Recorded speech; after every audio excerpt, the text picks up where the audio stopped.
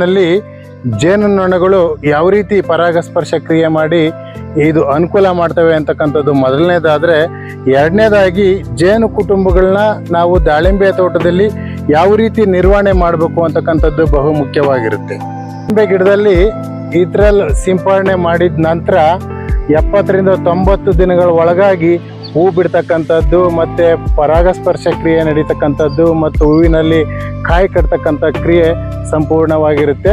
So ನೀವು ಇಲ್ಲಿ ನೋಡ್ಬೋದು, ದಾಳಿಂಬೆನಲ್ಲಿ ಪ್ರತ್ಯೇಕವಾಗಿ ಹೆಣ್ಣು ಹೂವು ಅಂತಕ್ಕಂಥದ್ದು ಇರುತ್ತೆ. ಸೊ ಹೆಣ್ಣು ಹೂವಿನಲ್ಲಿ ನೀವು ನೋಡ್ಬೋದು, ಇವು ಸುತ್ತ ಇರ್ತಕ್ಕಂಥವೆಲ್ಲನೂ ಕೂಡ ಗಂಡಿನ ಭಾಗ. ಈ ಗಂಡಿನ ಭಾಗದಲ್ಲಿ ನಮಗೆ ಪರಾಗ ರೇಣುಗಳು ಸಿಗ್ತವೆ. ಮತ್ತು ಈ ಸೆಂಟ್ರಿನಲ್ಲಿ ಸಣ್ಣದಾದ ಕಡ್ಡಿ ಇರುತ್ತೆ, ಅದು ಹೆಣ್ಣಿನ ಭಾಗ, ಹೆಣ್ಣಿನ ಸೆಲಕಾಗ್ರ ಅಂತ ಕರಿತೀವಿ. ಈ ಗಂಡಿನ ಭಾಗದಲ್ಲಿ ಇರ್ತಕ್ಕಂಥ ಪರಾಗ ಹೆಣ್ಣಿನ ಭಾಗದ ಮೇಲೆ ಬೀಳಬೇಕು ಅಂತಂದರೆ ಪರಾಗಸ್ಪರ್ಶಿಗಳ ಅವಶ್ಯಕತೆಯೂ ಕೂಡ ಇರುತ್ತೆ. ಸೊ ಈ ಹೆಣ್ಣಿನ ಭಾಗದಲ್ಲಿ 2 ಗಂಡು ಮತ್ತು ಹೆಣ್ಣು ಅಂತಕ್ಕಂಥವು ಎರಡೂ ಕೂಡ ಒಂದೇ ಹೂವಿನಲ್ಲಿರುತ್ತೆ. ಅದೇ ರೀತಿ ಈ ದಾಳಿಂಬೆ ಗಿಡ ಏಕೆ ಸಪ್ರೇಟಾಗಿ ಗಂಡು ಹೂವನ್ನು ಬಿಡ್ತಕ್ಕಂಥದ್ದು ಇದು ಎಲ್ಲರಿಗೂ ಕೂಡ ಪ್ರಶ್ನಾತೀತವಾಗಿರುತ್ತೆ. ಈ ಹೆಣ್ಣಿನ ಹೂವಿನಲ್ಲಿ ಗಂಡು ಮತ್ತು ಹೆಣ್ಣು ಅಂತಕ್ಕಂಥ 2 ಭಾಗಗಳಿದ್ರೂ ಕೂಡ ಇದು ಪ್ರತ್ಯೇಕವಾಗಿ ಗಂಡು ಹೂವನ್ನೇ ಸಪ್ರೇಟಾಗಿ ಇದು ಬಿಡುತ್ತೆ. ಸಾಮಾನ್ಯವಾಗಿ ದಾಳಿಂಬೆ ಗಿಡದಲ್ಲಿ ಹೆಣ್ಣು ಹೂವುಗಳ ಸಂಖ್ಯೆ ಕಡಿಮೆ ಇದ್ದು ಗಂಡು ಹೂವುಗಳ ಸಂಖ್ಯೆ ಜಾಸ್ತಿ ಇರುತ್ತೆ. ಕಾರಣ, ಗಂಡು ಹೂವಿನಲ್ಲಿ ಪರಾಗರೇಣುಗಳು ಹೆಚ್ಚಿಗೆ ಇರ್ತವೆ. ಆ ಹೆಚ್ಚಿಗೆ ಇರ್ತಕ್ಕಂಥ ಪರಾಗರೇಣುಗಳು ಹೆಣ್ಣು ಹೂವಿನ ಸೆಲಕಾಗ್ರದ ಮೇಲೆ ಬಿದ್ದು ನಿಮ್ಮ ಕಾಯಿಯ ಗಾತ್ರ ಹೆಚ್ಚಿಗೆ ಹಾಕೋದಕ್ಕೆ ಕಾರಣ ಆಗಿರ್ತವೆ. ಹಾಗಾಗಿ ನಾನು ರೈತರಿಗೆ ಹೇಳೋದಿಷ್ಟೇ, ಯಾವುದೇ ಕಾರಣಕ್ಕೂ ಹೆಚ್ಚಿಗೆ ಗಂಡು ಹೂವು ಗಿಡದಲ್ಲಿದ್ದಾವೆ ಅನ್ನೋ ಕಾರಣಕ್ಕೆ ನೀವು ಕಿತ್ತಾಕಕ್ಕೆ ಹೋಗಬೇಡಿ. ಆ ಗಂಡು ಹೂವುಗಳ ಪರಾಗರೇಣುಗಳು ನಿಮ್ಮ ಕಾಯಿಯ ಗಾತ್ರನ ವೃದ್ಧಿಸುವಲ್ಲಿ ಪ್ರಮುಖ ಪಾತ್ರ ವಹಿಸ್ತವೆ ಅಂತಕ್ಕಂಥ ವಿಚಾರನ ಇದು ನಿಮ್ಮ ಮುಂದೆ ಇಡ್ತಾ ಇದ್ದೀನಿ. ಪರಾಗಸ್ಪರ್ಶ ಕ್ರಿಯೆ ನಡೆದು ಕಾಯಿ ಕಟ್ಟಿದ ನಂತರ ಗಿಡದಲ್ಲಿ ಹಣ್ಣಿನ ಗಾತ್ರ ವ್ಯತ್ಯಾಸ ಇರುತ್ತೆ. ಸೊ ಒಂದು ಹಣ್ಣು ಸುಮಾರು ದಪ್ಪ ಇರುತ್ತೆ, ಇನ್ನೊಂದು ಹಣ್ಣು ಚಿಕ್ಕದಾಗಿರುತ್ತೆ.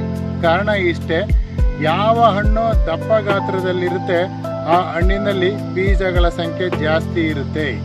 ಯಾವ ಹಣ್ಣು ಕಡಿಮೆ ಗಾತ್ರ ಇರುತ್ತೆ ಆ ಹಣ್ಣಿನಲ್ಲಿ ಬೀಜಗಳ ಸಂಖ್ಯೆ ಕಡಿಮೆ ಇರ್ತವೆ.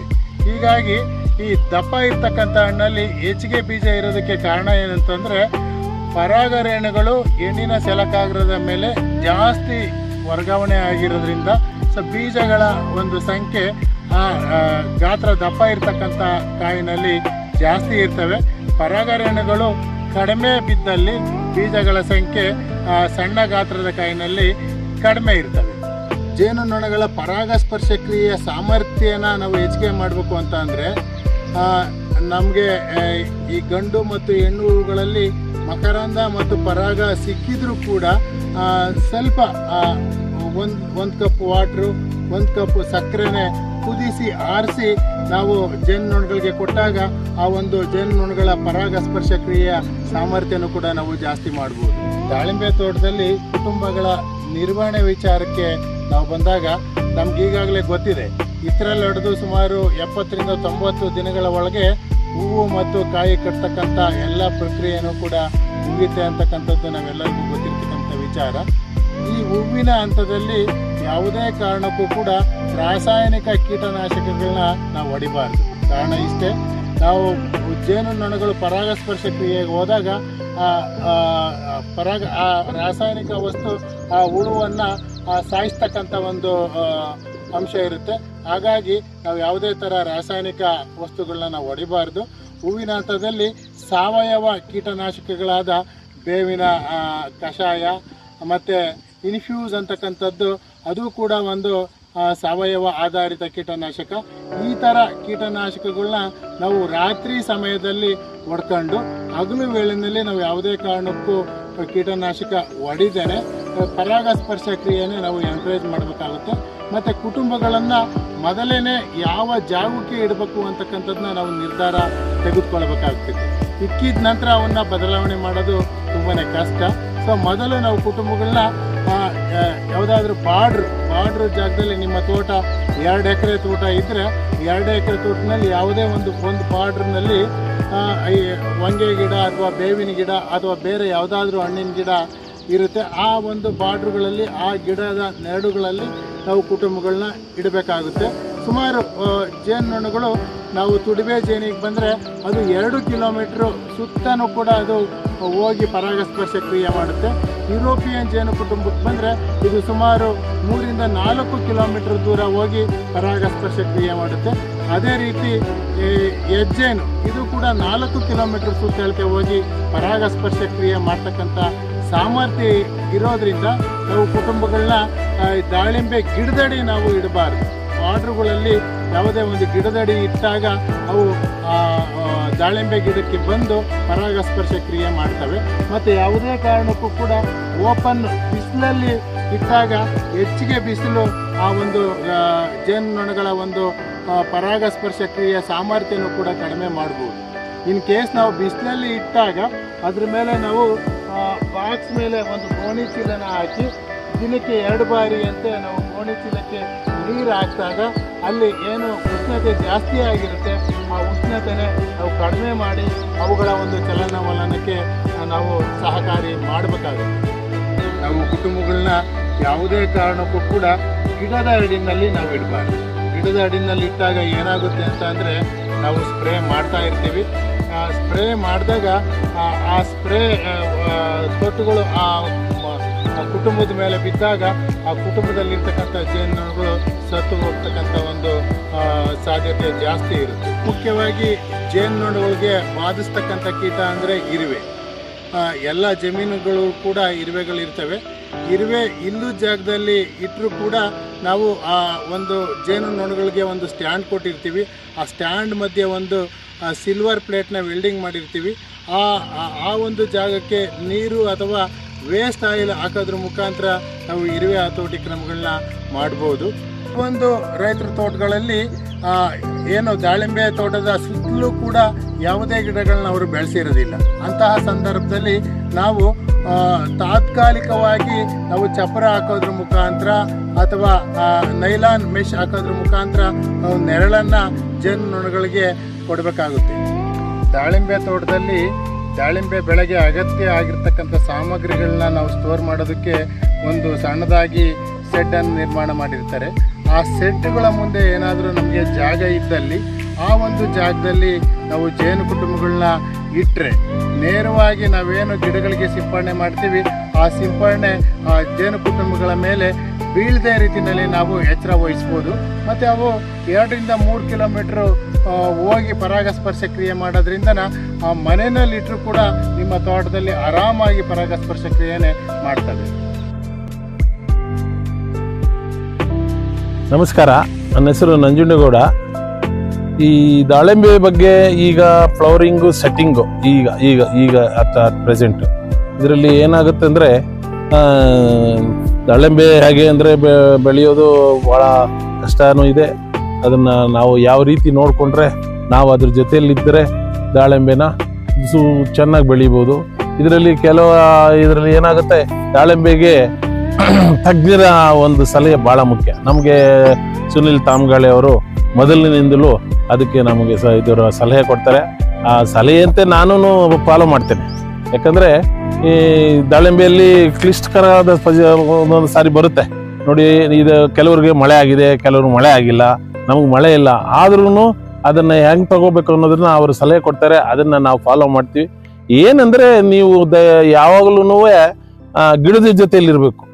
ಆ ಗಿಡದ ಜೊತೆಯಲ್ಲಿ ಇದ್ದರೆ ನಿಮಗೆ ಅದರ ಒಂದು ಏನು ಅದರಲ್ಲಿ ಏನಿದೆ ಏನಿಲ್ಲ, ಅದರ ಕಷ್ಟ ಏನು, ಅದರ ಏನು ಕಡಿಮೆ ಆಗಿದೆ, ನಾವು ಏನು ಮಾಡ್ಬೇಕು ಅನ್ನೋದನ್ನ ಗಿಡದ ಜೊತೆಯಲ್ಲಿದ್ದರೆ ನಾವು ಮಾತಾಡ್ಬೋದು. ಈಗ ನೋಡಿ, ನಮ್ಮ ತೋಟದಲ್ಲಿ ಜೇನುನೊಣ ಪಾತ್ರ ಭಾಳ ಮುಖ್ಯ. ಈಗ ನಾನು ಮಹಾರಾಷ್ಟ್ರದಿಂದ ಪೆಟ್ಟಿ ತರಿಸಿದ್ದೀನಿ, ನಮ್ಮ ಇಲ್ಲಿನ ಲೋಕಲ್ ಪೆಟ್ಟಿನೂ ಇಟ್ಟಿದ್ದೀನಿ. ಜೇನುನೊಣ ನಮ್ಮ ಅದರಲ್ಲಿ ಒಂದು ಗಿಡಕ್ಕೆ ಒಂದು 100ಗಿಂತ ಮೇಲೆ ಇದೆ. ಬೆಳಗ್ಗೆ 6 ಗಂಟೆಗೆ ಬರ್ತವೆ ಅವು. ಈಗ ನೋಡಿ, ಈಗ 8:30 ಆಯಿತು, 8 ಗಂಟೆ 8:15 ಈಗಲೂ ಫುಲ್ಲಾಗಿ ಪ್ರತಿಯೊಂದು ಗಿಡದಲ್ಲೂ ಇದ್ದಾವೆ. ಅದರ ಪಾತ್ರ ಭಾಳ ಮುಖ್ಯ. ಜೇನುನೊಣ ಯಾಕೆ ಬೇಕಂದ್ರೆ ಅದನ್ನ ಪಾಲಿನೇಷನ್ ಆಗ್ಬೇಕು. ಇದು ಸೆಲ್ಫ್ ಪಾಲಿನೇಷನ್ ಆಗುತ್ತೆ, ಆಗಲ್ಲ ಅಂತಲ್ಲ, ಬಟ್ ಕ್ರಾಸ್ ಪಾಲಿನೇಷನ್ಗೆ ಜೇನುನೊಣ ಭಾಳ ಮುಖ್ಯ. ಅದನ್ನು ನೀವು ಗಮನಿಸಿ ನೀವು ಅದನ್ನು ನೀವು ಎಲ್ಲಿ ಪೆಟ್ಟಿ ತಂದು ಇಡಿ. ಅದು ಜೇನುನೊಣದ ಪಾತ್ರಗಳ ಮುಖ್ಯ ಇರೋದನ್ನ ನೀವು ಫಾಲೋ ಮಾಡಿ. ನೀವು ಗಿಡದ ಜೊತೆಲಿ ಇದ್ರೆ, ನೀವು ಗಿಡನ ಸಾಕಿದ್ರೆ ಅದು ನಿಮ್ಮನ್ನು ಸಾಕುತ್ತೆ. ಯಾಕಂದ್ರೆ ಇದ್ರ ಬಗ್ಗೆ ಬಹಳ ತಿಳ್ಕೊಳ್ಳೋದು ಇರ್ತದೆ. ನಿಮಗೂ ತಜ್ಞರ ನಮಗಂತೂ ಸುನಿಲ್ ತಾಮ್ಗಾಳೆ ಅವರು ಬಹಳ ಹೆಲ್ಪ್ ಮಾಡಿದ್ದಾರೆ. ಅವ್ರಿಗೆ ಧನ್ಯವಾದಗಳು ಹೇಳೋಕ್ಕೆ ನಾನು ಇಷ್ಟಪಡ್ತೀನಿ ಈ ಸಂದರ್ಭದಲ್ಲಿ. ಯಾಕಂದರೆ ಬೆಳೆ ಚೆನ್ನಾಗಿ ಬರ್ತಾ ಇದೆ. ಈಗ ಇದು 3ನೇ ಬೆಳೆ. ಇದು ಚೆನ್ನಾಗಿ ಬಂದಿದೆ, ಗಿಡ ಚೆನ್ನಾಗಿದೆ, ಎಲ್ಲ ಸ್ಟೆಮ್ಮಲ್ಲಿ ಬಂದಿದ್ದಾವೆ. ನೋಡ್ಬೋದು ನೀವು, ನೋಡಿ ವಿಡಿಯೋ ನೋಡಿದ್ರೆ ಗೊತ್ತಾಗುತ್ತೆ ನಿಮಗೆ. ಎಲ್ಲ ಸ್ಟೆಮ್ಮಲ್ಲಿ ಇದ್ದಾವೆ ಕಾಯಿಗಳು. ಆ ಸ್ಟೆಮ್ಮಲ್ಲಿದ್ದರೆ ಸೈಜ್ ಬರ್ತವೆ ಮತ್ತು ಕ್ವಾಲಿಟಿ ಬರ್ತವೆ. ಸಣ್ಣ ಅಂಥದ್ದೆಲ್ಲ ಆಗೋದಿಲ್ಲ. ಅದನ್ನೆಲ್ಲ ನೀವು ಗಿಡದ ಜೊತೆಯಲ್ಲಿ ಮಾತಾಡಿಕೊಂಡು ನೀವು ಮಾಡಿದ್ರೆ ನೀವು ಸಕ್ಸಸ್ ಆಗೋದ್ರಲ್ಲಿ ಏನೂ ಡೌಟೇ ಇಲ್ಲ ಅಂತ ನನ್ನ ಒಂದು ಅನುಭವದ ಮಾತನ್ನು ತಮ್ಮ ಜೊತೆಗೆ ಹಂಚ್ಕೊಳ್ಳೋಕ್ಕೆ ಭಾಳ ಇಷ್ಟಪಡ್ತೇನೆ. ಧನ್ಯವಾದಗಳು. ನಮಸ್ಕಾರ. ಸರ್ ನಮಸ್ಕಾರ. ನನ್ನ ಹೆಸರು ರಾಜೇಶ್ ಅಂತ ಹೇಳ್ಬಿಟ್ಟು, ತೂಬ್ಗೆರೆ ಹೋಬಳಿ, ದೊಡ್ಡಬಳ್ಳಾಪುರ ತಾಲೂಕು, ಬೆಂಗಳೂರು ಗ್ರಾಮಾಂತರ ಜಿಲ್ಲೆಯಲ್ಲಿ ಇದು ತೂಬ್ಗೆರೆ ಹತ್ರ ತೋಟ ಬರುತ್ತೆ. ಇದು ತೋಟ ಬಂದು 6 ಎಕರೆ ತೋಟ ಇದೆ. ಇದನ್ನ 4ನೇ ವರ್ಷ ಬೆಳೆ ಆಗಿರೋದ್ರಿಂದ ನಾವು ಏಪ್ರಿಲ್ ತಿಂಗಳಲ್ಲಿ 21ನೇ ತಾರೀಕು 2025ರಲ್ಲಿ ಆಡೇನಹಳ್ಳಿಯಲ್ಲಿ ಒಂದು ಪ್ರೋಗ್ರಾಮ್ ನೋಡಿದ್ವಿ. ಅಲ್ಲಿ ಹೋಗಿದ ನಂತರ ನಮ್ಗೆ ಏನು ಅನಿಸ್ತು ಅಂದರೆ, ಜೇನುಹುಳದಿಂದ ಫ್ಲವರ್ ಸೆಟ್ಟಿಂಗ್ ಚೆನ್ನಾಗಾಗುತ್ತೆ ಅಂತ ಹೇಳ್ಬಿಟ್ಟು ಒಂದು ಇನ್ಫಾರ್ಮೇಶನ್ ಕೊಟ್ಟಿದ್ದಾರೆ. ಇದು ಕಟಿಂಗ್ ಬಂದ್ಬಿಟ್ಟು ಫೆಬ್ರವರಿ 20ನೇ ತಾರೀಕು ಸ್ಟಾರ್ಟ್ ಮಾಡಿಕೊಂಡು ಮಾರ್ಚ್ 2ನೇ ತಾರೀಕು ಕಟಿಂಗ್ ಮುಗಿಸಿ, ಇದ್ರಲ್ಲಿ ಬಂದು ಮಾರ್ಚ್ 12ನೇ ತಾರೀಕು ಇದ್ರಲ್ಲಿ ಮಾಡಿದ್ವಿ. ಹೂವು ಎಲ್ಲ ಡ್ರಾಪ್ ಆಗೋದು ಈ ಥರ ಪ್ರಾಬ್ಲಮ್ ಆಗ್ತಿತ್ತು. ಪ್ರೋಗ್ರಾಮಲ್ಲಿ ಜೇನುಹುಳು ಪೆಟ್ಟಿಗೆ ಇಟ್ಟು ಅದ್ರ ಪಾಲಿನೇಷನ್ಗೆ ಚೆನ್ನಾಗಾಗುತ್ತೆ ಅಂತ ಇನ್ಫಾರ್ಮೇಶನ್ ಬಂದಮೇಲೆ ಒಂದು 6 ಎಕರೆಗೂ ಸೇರಿ ಒಂದು 15 ಬಾಕ್ಸ್ ತಗೊಂಡು ಬಂದು ಯುರೋಪಿಯನ್ ತಳಿದ ಯಾವುದೋ ಒಂದು ಬಾಕ್ಸ್ ಕೊಟ್ಟಿದ್ದಾರೆ. ಅದರಿಂದ ನಮಗೆ ಫ್ಲವರ್ ಸೆಟ್ಟಿಂಗ್ ಚೆನ್ನಾಗಿದೆ. ಹತ್ತತ್ರ ಒಂದು ಗಿಡಕ್ಕೆ ಬಂದು 200ರಿಂದ 300 ಮಗ್ಗಿದೆ. ಇದರಲ್ಲಿ ಆಲ್ರೆಡಿ ಒಂದು 200 ಮಗ್ಗು ಸೆಟ್ಟಿಂಗ್ಸ್ ಆಗಿದೆ ಸರ್. ಈ ಥರ ಇನ್ನೊಂದು ಮುಖ್ಯ ವಿಚಾರ ಏನಂದರೆ, ನಮ್ಮ ರೈತರು ದಾಳಿಂಬೆಯಲ್ಲಿ ಸ್ಪ್ರೇಗಳು ಮಾಡಬೇಕಾದ್ರೆ ಕೀಟನಾಶಕಗಳು ಮಾಡ್ತಾರೆ. ಆದಷ್ಟು ಜೇನು ಪೆಟ್ಟಿಗೆಗೆ ಅದರದೇ ಆದ ಒಂದು ಸೆಕ್ಯೂರ್ ಮಾಡಿಬಿಟ್ಟು ಕ್ಲೋಸ್ ಮಾಡಿಬಿಟ್ಟು ಹುಳ ಆಚೆ ಬರದೆ ಆದಷ್ಟು ಈವ್ನಿಂಗ್ ಟೈಮಲ್ಲಿ ಎಲ್ಲ ಹುಳ ಒಳಕ್ಕೆ ಹೋದಾದ್ಮೇಲೆ ನಂತರ ಸ್ಪ್ರೇಗಳು ಮಾಡೋದ್ರ ಮುಖಾಂತರ ಜೇನು ಹುಳಕ್ಕೂ ಏನೂ ಆಗಲ್ಲ, ಇದು ಪಾಲಿನೇಷನ್ಗೂ ತೊಂದರೆ ಆಗಲ್ಲ. ಇನ್ನೂ ಜೇನು ಹುಳ ಬರೋದಕ್ಕೆ ಆಲ್ಟ್ರೇಷನ್ ಆಗಿ ಆರ್ಗಾನಿಕ್ ಔಷಧಿಗಳು ಯೂಸ್ ಮಾಡಿದ್ರೆ ಜೇನು ಹುಳ ಇನ್ನೂ ಹೆಚ್ಚಿಗೆ ಆಗುತ್ತೆ. ಎಲ್ಲ ರೈತರು ಇದೇ ಥರ ಮಾಡಿದ್ರೆ ಅವ್ರಿಗೂ ಸ್ವಲ್ಪ ಸೆಟ್ಟಿಂಗ್ ಬಗ್ಗೆ ಚೆನ್ನಾಗೂ ಇದು ಇರುತ್ತೆ ಅಂತ ಹೇಳ್ತೀವಿ. ನಮ್ಮ ಹೆಸರು ಬಂದು ಪಿಳ್ಳೆಗೌಡ ಅಂತೇಳಿ. ನಮ್ಮ ಗ್ರಾಮ ಬಂದು ಸುಲಗಟ್ಟಳ್ಳಿ, ತೂಬ್ಗೆರೆ ಹೋಬಳಿ, ದೊಡ್ಡಬಳ್ಳಾಪುರ ತಾಲೂಕು. ನಾವು ದಾಳಿಂಬೆಯಲ್ಲಿ 3 ಎಕರೆಯಲ್ಲಿ ಬೆಳೆದಿದ್ದೇವೆ. ಆಡೇನಹಳ್ಳಿ ಕೃಷಿ ಇಲಾಖೆ ಕೃಷಿ ಕೇಂದ್ರದಲ್ಲಿ ನಾವು ಮಾಹಿತಿ ಕೊಟ್ಟರು. ಅಲ್ಲೋಗಿ ಎಲ್ಲ ಇದು ಮಾಡೋದು, ಇದು ಜೇನು ಪೆಟ್ಟಿಗೆ ತರಬೇತಿ ಕೊಟ್ಟರು, ಪರಾಗಸ್ಪರ್ಶದ ಕ್ರಿಯೆ ಸಂಪರ್ಕವಾಗಿ. ಹಂಗಾಗಿ ಹೋಗಿ ಅಲ್ಲಿ ತರಬೇತಿ ತಗೊಂಡ್ಬಂದು ನಾವು ಪೆಟ್ಟಿಗೆಯನ್ನು ತಂದಿಟ್ಟು, ಅದಾದ ನಂತರ ಈ ಪರಾಗಸ್ಪರ್ಶ ಆಗೋದು ಅಂದರೆ ಇದು ಬಂದು ಹೆಣ್ಣುದು, ಇದು ಬಂದು ಗಂಡುದು. ಹಂಗಾಗಿ ಇದರಿಂದ ಇದಕ್ಕೆ ವಿಲನ್ ಆಗೋದಿಲ್ಲ. ಆವಾಗ ಏನು ಮಾಡಬೇಕು, ಜೇನುಹುಳ ಇದಾದಾಗ ಪರಾಗಸ್ಪರ್ಶ ಒಂದರಲ್ಲಿ ಒಂದು ಇದನ್ನು ಏನು ಇದು ಬರುತ್ತೆ, ಪರಾಗಸ್ಪರ್ಶದ ಬಂದು ಕಾಲಲ್ಲಿ ಎಲ್ಲ ಇದು ಮಾಡಿಕೊಂಡು ಒಂದು ಹೂದಿಂದ ಒಂದು ಹೂದಿಂದ ಒಂದು ಹೂಕ್ಕೆ ಹೋಗಿ ಪರಾಗಸ್ಪರ್ಶ ಮಾಡಿ ಅದನ್ನು ಉದುರೋಕ್ಕೆ ಚಾನ್ಸ್ ಸಿಗೋದಿಲ್ಲ. ಆವಾಗ ಹಂತದಲ್ಲಿ ಬಹು ಮುಖ್ಯವಾಗಿ ಯಾವುದೇ ಕೀಟನಾಶಕ ಔಷಧಿಯನ್ನು ಹೊಡೆಯೋದಿಲ್ಲ, ಸಾವಯವ ಔಷಧಿಯನ್ನು ನಾವು ಹೊಡಿತೇವೆ. ಏಕೆ ಹೊಡೆಯಲ್ಲ ಅಂದರೆ, ಈ ಜೇನುಹುಳಗಳು ಪರಾಗಸ್ಪರ್ಶ ಮಾಡಬೇಕಾದ್ರೆ ಆ ಕೀಟನಾಶಕ ಔಷಧಿ ಅವುಗೆ ಬಿದ್ದು ಸತ್ತು ಹೋಗುತ್ತವೆ. ಅದರಿಂದ ಎಲ್ಲ ಗೂಡು ಸೇರಿದಾದ ಮೇಲೆ ನಾವು ಸಂಜೆ ಹೊತ್ತಲ್ಲಿ ಸಾವಯವ ಔಷಧಿಯನ್ನು ಎಲ್ಲ ಸಿಂಪಡಣೆ ಮಾಡಿ ಅದರಿಂದಾಗಿ ಈ ಸಾರಿ ಒಂದು ನಿರೀಕ್ಷಣವಾಗಿ ಫಸಲು ಬರುವಂಥ ನಿರೀಕ್ಷೆ ನಮಗೆ ಮಾಹಿತಿ ಇದೆ.